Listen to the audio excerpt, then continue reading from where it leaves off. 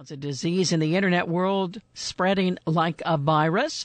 Joining us live on the KOMO 1000 Newsline, Adam O'Donnell with the email management firm Cloudmark. And Adam, thanks for coming on with us. How big of a problem are those botnets? Huge. It is absolutely huge. You're talking about estimates that are conservative. Between 25 and 50% of all desktop machines that are connected to the internet are currently infected. And for those of us who don't know, what is it that botnets do? They are the primary means of committing internet fraud today. You see spam coming from them, you see phishing attacks coming from them, and then you see the people who are using them don't realize it, but they have keyloggers installed that track what banks you log into, what your passwords are, and relay that back to a central location. And how do you know whether or not you've got botnets in your computer system?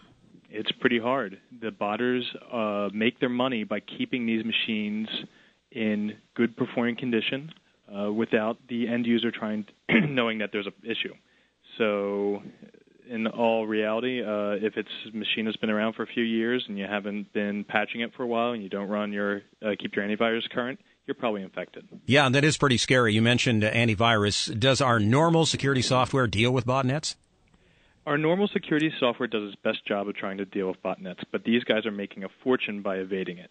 So unless you are keeping everything completely up to date, there's a pretty good chance you're going to be infected. So your advice to avoid this problem?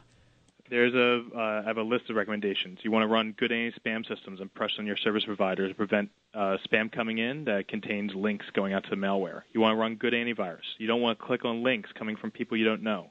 You don't want to install apps that you don't recognize. You want to keep your machine completely patched. And above all, prepare to have a good backup so that if you need to go and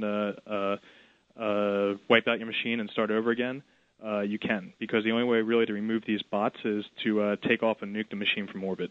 Well, you mentioned that you don't want to open any attachments from people you don't know. What about people you do know? Is it possible they could have been victimized and passed stuff on to you? Of course. And you see so many of these attacks. Remember, these guys are trying to get you infected. They want to increase the size of their botnets. So what they're going to do is write viruses that go and send email from people that you know to anyone who's in their sent mail folder or in their inbox saying, hey, Bill, how's it going? Here's here's the contract that you asked for, and it's actually a piece of malware. And if your computer's running a lot slower, would that be a sign perhaps that you've got contamination? Of course. And if your machine starts to drag or it's been dragging for some time, it's a good sign of a contamination. But nowadays, you even see bots that run very silently and try to use a minimum of system resources because they don't want to tip off the end user if there's something wrong. All right, Adam, appreciate you coming on with us. And by the way, happy St. Patrick's Day to you. Oh, thank you. Happy St. Patrick's Day. Adam O'Donnell with the email management firm Cloudmark.